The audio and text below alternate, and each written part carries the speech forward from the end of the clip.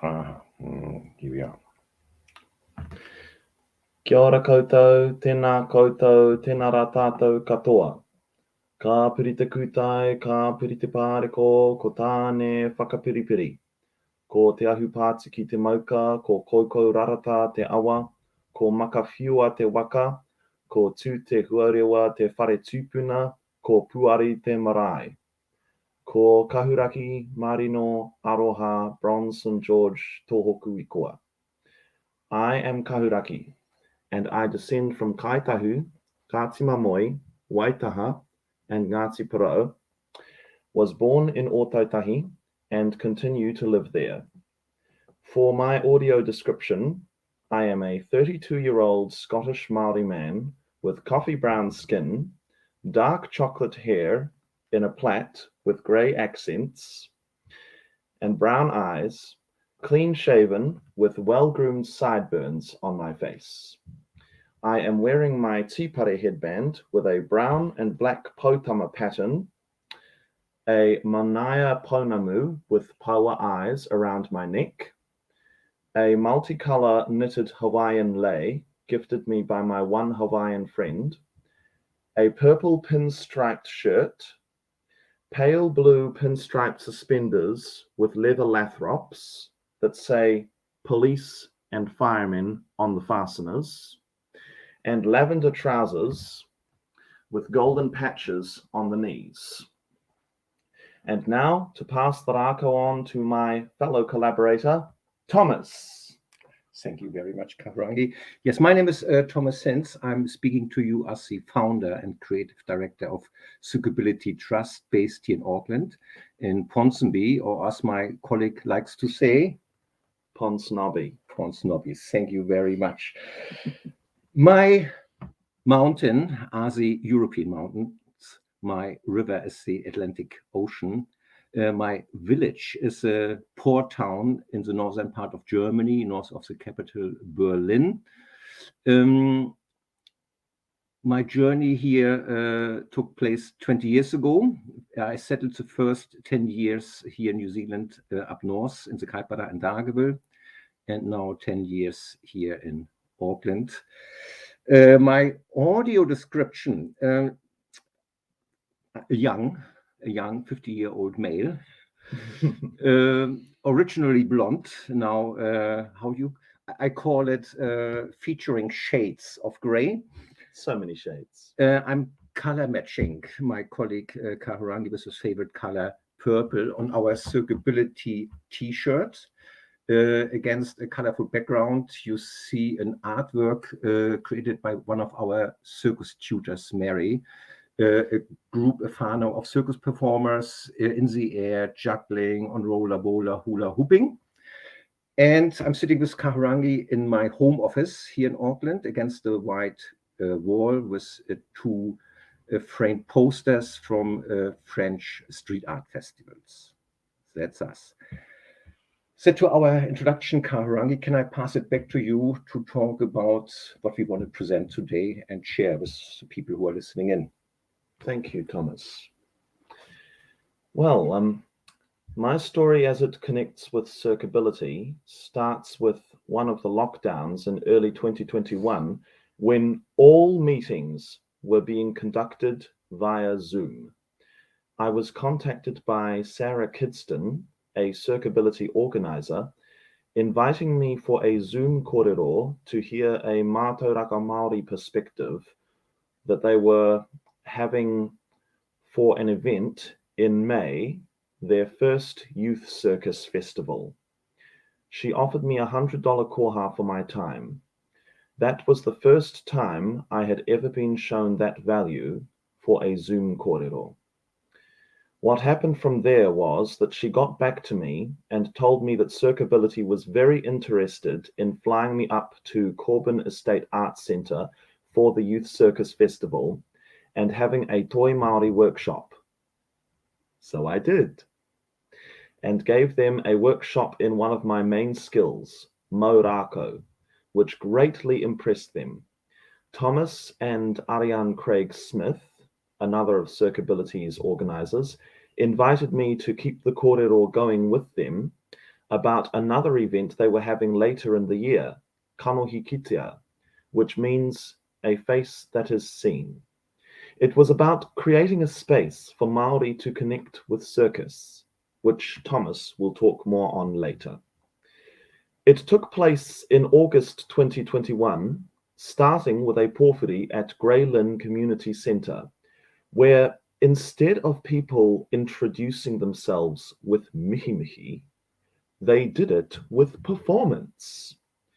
Whānau from Te Rōpū Taurima, a Māori disability group, were there, and after I finished my piece from my show Iti Kahuraki, in response, I was given a karaka, 3 haka back-to-back, and a whai kōrero from Matua Montihune. It was a truly powerful moment, as it reflected in the PowerPoint presentations the following day. One such presentation was given by Dr. Te Ahu Karamu Charles Royal on Te Whare Tapere, or Te Whare Rehia, the ancient forms of Māori recreation and entertainment, designed to increase strength, speed, physical and mental agility, flexibility, balance, dexterity, and teamwork, which sounded very much like a circus unto itself. And they were able to endow many important life skills. We had the hui and then the dui, with Thomas driving me to give workshops in Tāmaki, Waipu, and Whāngarei, one in particular at Te Kura Kaupapa Māori or Piripono, which I believe to be the first ever full immersion Reo Māori juggling workshop. Fast forward to 2022, and we had the second Youth Circus Festival in Waipu, and the second Kanohi Kitea up at Kaitaia. So that definitely helped us spread the aroha around. This time, Kanohi Kitea was done in collaboration with Kaitaia College, Shine On Kaitaia, Te Rarawa, Three Little Birds, and Ngāti Kahu, and many, many others at the Te Ahu Centre. I had spoken to Thomas about creating opportunity for local rakatahi to collaborate with me, and for my performance, I had 2 amazing local wahine Māori from Kaitaia College performing on stage with me. One of them had rehearsed with me only 2 days before the show, the other only 7 minutes. They both did amazingly and professionally. Whaia Shah, one of the kaiako, gave me huge thanks for giving some of her students a chance to shine. And I had to give her and the Tumuaki, the principal, thanks for letting me use her students on their behalf, because they were busy training Maurako, the very skill with which they had helped me on stage. The following Sunday, I conducted a workshop in Tikaka Māori 101, specifically how a pōwhiri works. I made use of the unique cultural makeup of our group to have Liz, our Tongan wahine, do the karaka in her native Tongan, and then I had our 2 German men, Thomas and Ahmed, conduct the whai kōrero in their native Deutsch, which really brought a unique colour to grounding the tikaka in which we conducted that pōwhiri practice. This was all but a taste of what continuing to connect Māori taka with circus arts looks like, and on a bigger scale, what having a uniquely Aotearoan style of circus would look like on the global stage. Taking small steps to think big. It reminds me of the whakatauki behind the name of my show, Iti Kahuraki, which goes, Whai a te iti kahuraki, ki te tuohu koe, me he mauka teitei. Seek the treasure you value most dearly, and if you bow your head, let it be only to a lofty mountain. It's about perseverance and what is most important to you. And with that, I would like to show a 100-second clip of my show, Iti Kahuraki, which contains clips of me wearing flaxen kākahu and a Western colonial suit, wielding my taiaha. I hope you enjoy.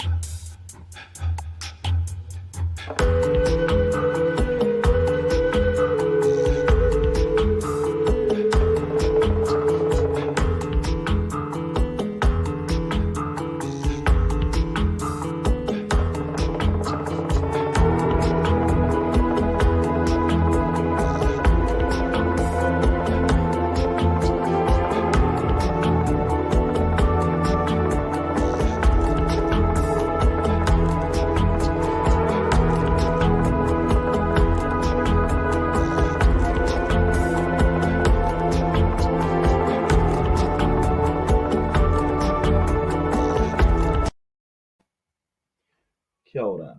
I hope you enjoyed that little sample of my most precious life's work.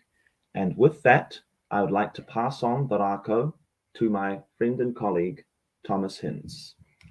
Taking the rako.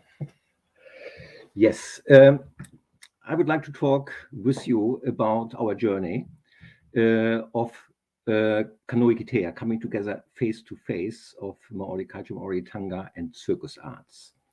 The why, the what, the how, and the outcomes. Starting with the why, I would like to start with my personal why, which are two. Firstly, as a European pakeha, of course, lots of friends, fellow colleagues I know came to New Zealand over the years, traveling around, and then when they leave, pretty much all of them stated, beautiful country, fantastic people. One thing what we didn't really manage is get in contact with fellow circus practitioners with a Maori or Pacifica background. That is quite strange. Why is that? So that came up again and again and again, and I couldn't really answer that question. The second one, when with Suitability Trust, we ran workshops and events in Kuras or on Marais. Always fantastic interaction, everybody having fun, achieving. When can we do more? When can we do more? After the event, when we then tried to follow up and arrange sets, it got quiet in the room, and we struggled to, get in contact and get organized and progress from there. And again, it was sort of me, why is that? And then, while being out there, it was at a kindergarten here in Auckland, where we were providing a workshop, and one of the Maori teachers, woman, Wahine there, asked me, wow, that is amazing. There should be more of that. Why isn't that not so available and happening? And I told her a little bit that, yeah, I'm working on that, but I'm a little bit stuck. And she said, oh, what you should do is come together, Kanohi Kitea, face to face with people, with leaders, and start talking. And it will take a while, but that is so important. I really encourage you to get that started. So I did. Listening to the advice and taking the name she gave us for that journey, how important it is to Kanohi Kitea come together face to face. That is the why. The what we did, yes, coming together face to face, talking. Yesterday there was good presentations talking about the importance of dialogue from both sides. But as Kahurangi already mentioned, we wanted to be a bit more creative or go a bit more deeper and complex into that, and added performances and workshops to that come together as a way of introducing each other. It's not just the talk, you can also see or find out, try out by yourself. And those three parts prove to be very beneficial in that come together. How we did it. Last year was our first event. It was in Auckland. It was a 2-day event, but it was planned to be that 2 days a starting point, planting the seed, which then get watered over a year. And then a year later, this year, we have a second Kanohi Kitea, and together, let's look back how our journey got started, how our plant hopefully is popping out of the ground. With that first session in Auckland, a 2-day event, good participation from circus leader, Maori organizations, disability organizations, Pacifica communities. And Kahurangi, I think that would be now a good time to not just talk about Kanohi Kitea, the events, how we came together, planted that seed. I think that would be now a good time to show the video, 5 minutes, so that you also see about what we are talking about. Please enjoy.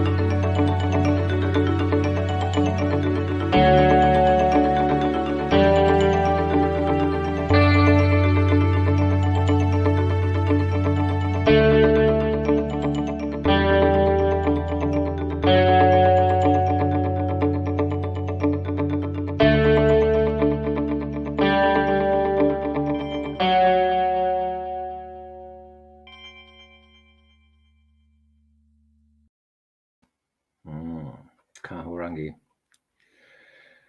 That was last year's, the very first Kanoe Kitea in Auckland. It was. This week, Monday, 2-3 days ago, we came back from Kaitaia, from the second Kanoe Kitea event in Kaitaia, where we reflected on our journey, what had happened through that year. And I'm so happy that we can say we have achieved what one of the presenters yesterday stated, what is very important. That was Anon here from Auckland, talking about the importance of genuine and authentic desire to come together. It's not what you put out there. It has to be really coming authentic, and yes, from both sides, in understanding a commitment, a shared ownership, a balance of power. We talked about that, we reflected on that, and said, yeah, in that year we have planted now a few more seeds and have sort of created the first, I call them safe spaces for circus practice, culturally safe spaces for circus practice. Yes,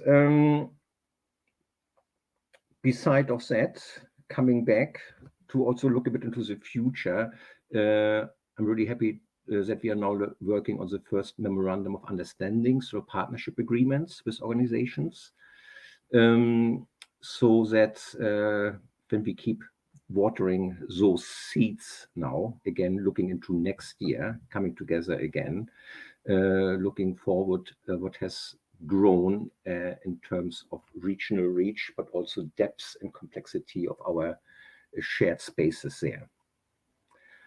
So that it's from me. Kahurangi, are you thinking what I'm thinking? Yes, Thomas. I'm thinking it's time for some questions. Does anybody have any questions they would like to ask us? No mai, haere mai. No question is a stupid question, and all questions are good questions.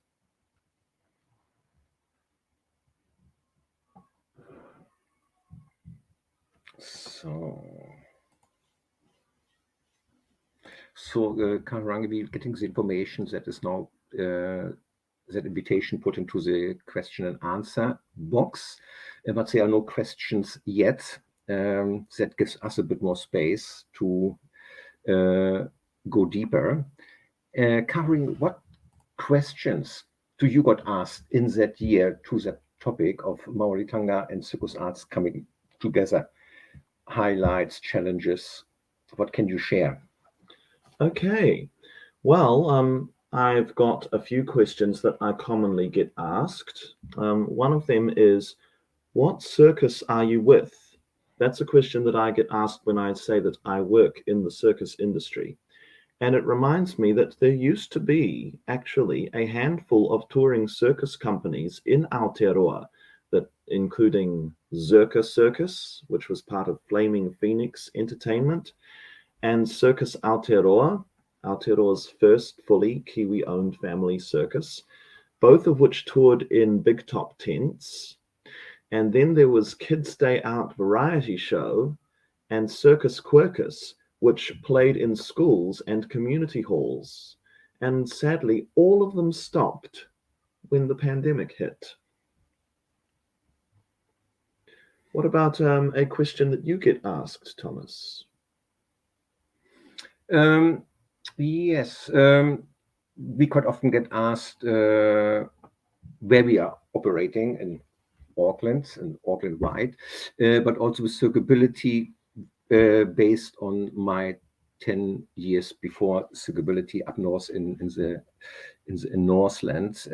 That is our area where Circability is active now and is looking for those partnerships with Maori groups, Maori artists, up from Kaitaia down to South Auckland. Important in our work there, and we received an Arts Access Aotearoa Partnership Award for that, is our work in partnership So when we come together, that the whole is greater than the summary of those parts. And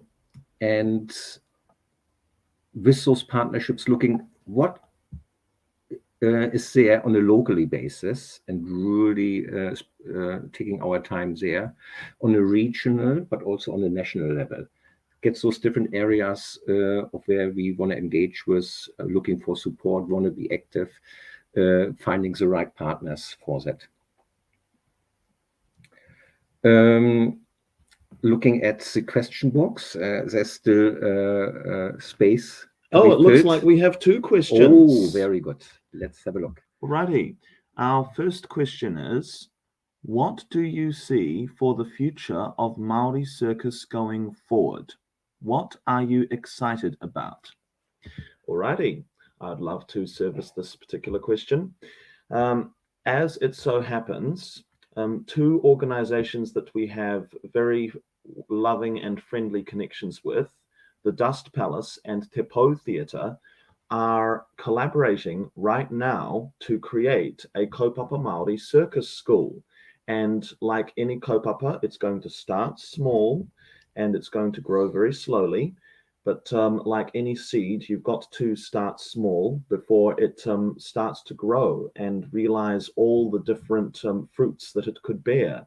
So that is definitely going to be something I'm going to be keeping a keen eye on as it develops. Yes. Kahurangi, I would like to add to that. Yes. You talked about Dust Palace.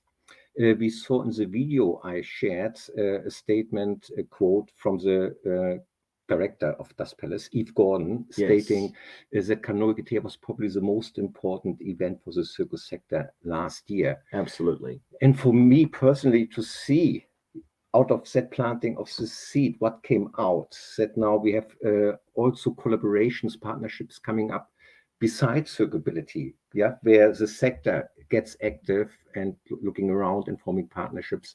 That is amazing. But also from our perspective, Kahurangi, with the social circus side, how is Maori circus going forward there?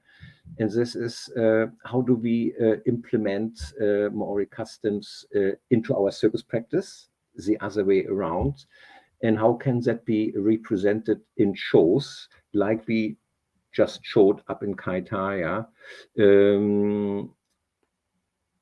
finding ways to show it and through that make it accessible for people who want to follow that lead. Indeed. Looks like we have a few more questions. This is a wonderful mihi. Hai whakamākukui ngā kākano o te whakauru.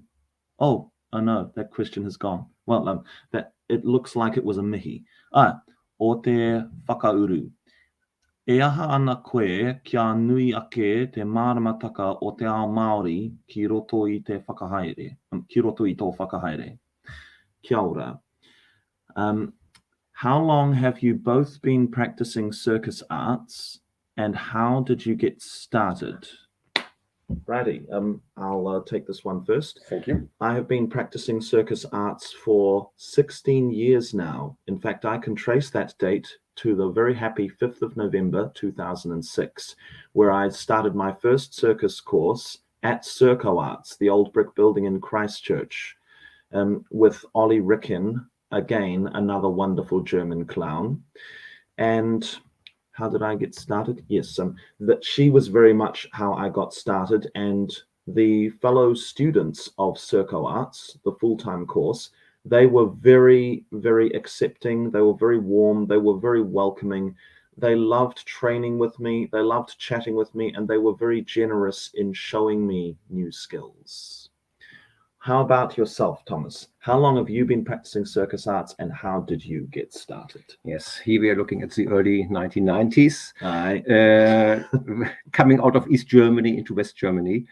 And in East German times, I had worked in a factory where people with disabilities were working, and very monotone, repetitive, simple working stuff.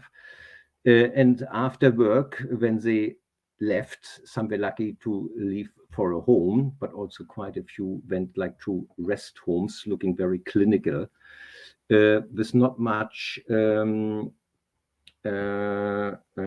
community participation available and happening. So when East and West came together and you could start your own trust and organization, so we did.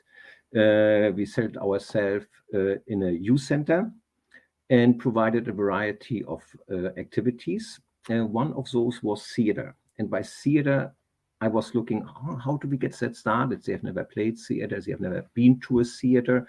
It would be good to play something that is relevant to them, where they have an understanding, which is fun and exciting. And then putting that together, the idea of circus came up, and good, let's do a circus production. And to do that, I had to learn by myself circus skills. So I looked around who could teach me juggling, acrobatic, unicycle riding, fire breathing, still walking.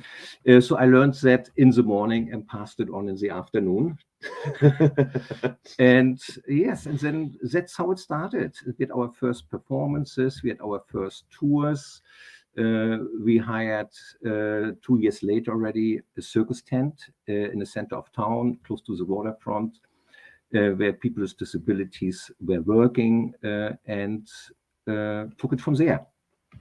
Alrighty, that's wonderful. That's a wonderful whakapapa of circus, a wonderful history of circus that has brought you on your journey, particularly as it comes to being a permanent manuhiri of Aotearoa. All right. This was one of our previous questions. Yep. To water seeds of engagement, what are you doing to bring more awareness of Te Ao Māori into and across your organization? Righty. I'll approach that first. Thomas and Ariane and Mel, another of Circability's organizational crew, brought me on essentially as their cultural advisor. And one of the first things that I have to keep reminding them as cultural advisor is that I cannot speak for the same tikaka across Aotearoa, that every place we go to will have its own different tikaka, that every place we go to will have its own way of doing things. And that has been the case with going to Kaitaia. They do things slightly differently there than we would do in central Tāmaki Makaurau, which I believe is the place of Ngāti Whātua. Also, when it comes to the process of getting together via Porphyry, Circability asks that I do karakia for things like kai. I have told Circability that karakia are a very important part of Te Ao Māori, how we conduct ourselves, and that if you're learning, if you're making a serious start in Te Ao Māori, you should have at least 3 karakia in your kete. A karakia to open things, a karakia to close things, and a karakia for kai. That would be the main way in which we are watering those seeds of engagement at the moment. Thank you. Thanks, Kahurangi. I would like to add there, how do we water the seeds? Yes, getting advice on board. And I would like to add there, with Circability, we have sort of 3 focus areas, 3 sector events. One focused on coming together with the Maori culture. Another one, the Youth Circus Festival, focused on youth engagement. And one, Celebrate Together, the International Day for People with Disabilities, coming together there. And important for us is that those events, not standing by itself, they are linked and connected. That Te Ao Māori is present in the Youth Circus Festival. That was amazing, how you and Birimu really shaped that and added to it. Or with the International Day for People with Disabilities, how that is that part there. So giving visibility to raise awareness, and see how it can be implemented in training, what we just did last weekend, how we train our staff, raise awareness, and implement that into our service so that it can reach out to kindergarten, schools, disability organizations, community organizations, and share it that way. Yes. And as I had previously mentioned, I took Circability through a workshop of basically going through the process of a porphyry, which will mean down the track that hopefully all of Circability's staff are able to conduct themselves with mana, with dignity, and with grace in terms of engagement with a porphyry, because a porphyry can feel quite intimate and daunting and strange to those who are as yet not accustomed to it. Now we have another question. What ways of approaching your partnership between Māori and Circability practitioners do you think have been instrumental to building those genuine relationships, partnerships, and collaborations? Right. I think we may have answered those questions as we went along in some ways. Yes, it has disappeared, the question. Exactly. Are there any other questions that anyone is aching to ask us?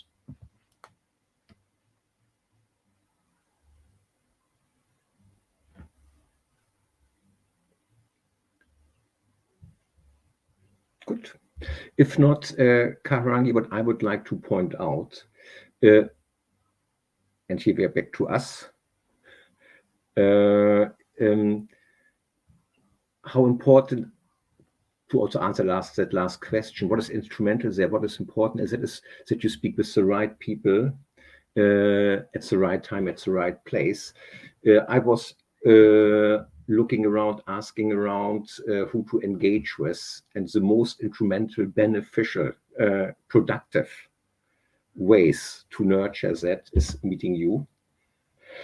Finding a person there is a easy understanding, a connection, also a personal connection, where we both feel, oh, we have something to give, we have something to learn, we have something to contribute, and have that ongoing sharing present around us. So I want to use that public opportunity to thank you for coming on board, and also on a personal note, I much appreciate that we two leading that journey. Thank you. Kia ora. It is my great pleasure. It has been a pleasure working alongside Circability for the past 2 years. May we have many more years ahead of us. And and I really hope that this is taken the right way. This is not an ego trip. May there come out to be more Māori like myself who love to explore circus and who love to use it as a means of expressing their identity on stage. Because as anyone who has watched Kapahaka knows, Te Ao Māori has a rich history of performance, and I love Kapahaka and I love watching Māori theatre, and I think that this is only the beginning, that we can explore so much more that we haven't explored already on stage, and that circus, like another tool in our kete, will become another means of storytelling Te Ao Māori on stage. And I think we will do it proudly, particularly on the world stage. Thank you. Kahurangi, looking at the clock, we should be over time by now.